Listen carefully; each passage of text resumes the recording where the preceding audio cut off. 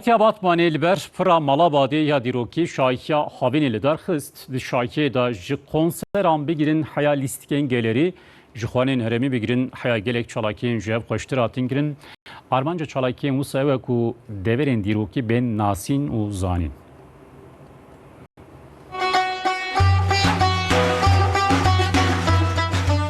بو چیروکا عشق و evînan, mijara gelek kilam û stranan. Em qala pira Malabadê ya dîrokî dikin. Ev pira qedîm bi hezaran salan li ser piyane.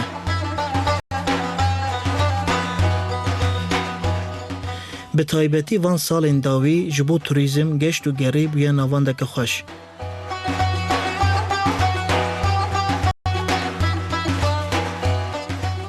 Walîtiya Batmanê li ber pira Malabadê şahiya havînê li darxist.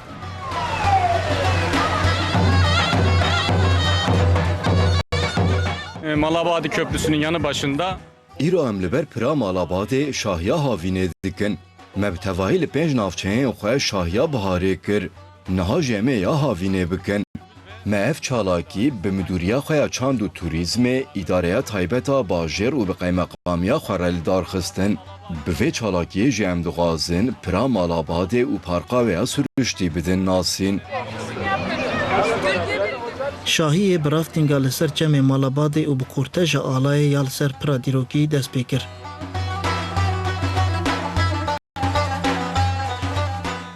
Li parka sürüştiya Malabadê jî gelek stand hatin danîn.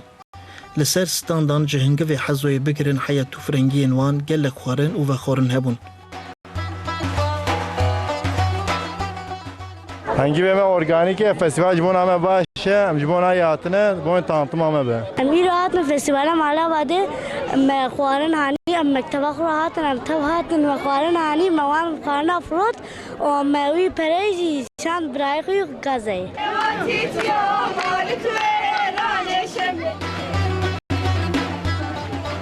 Kuma Erbaney û Kurê mamosteyên hezoyê jî konser da.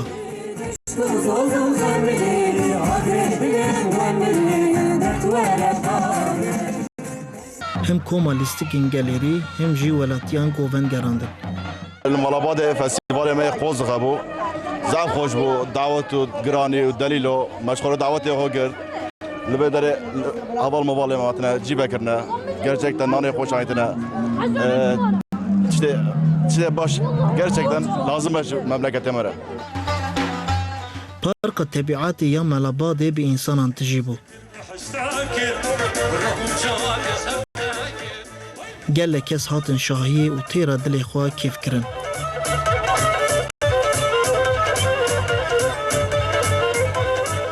Armanca çalakiyên wisa ew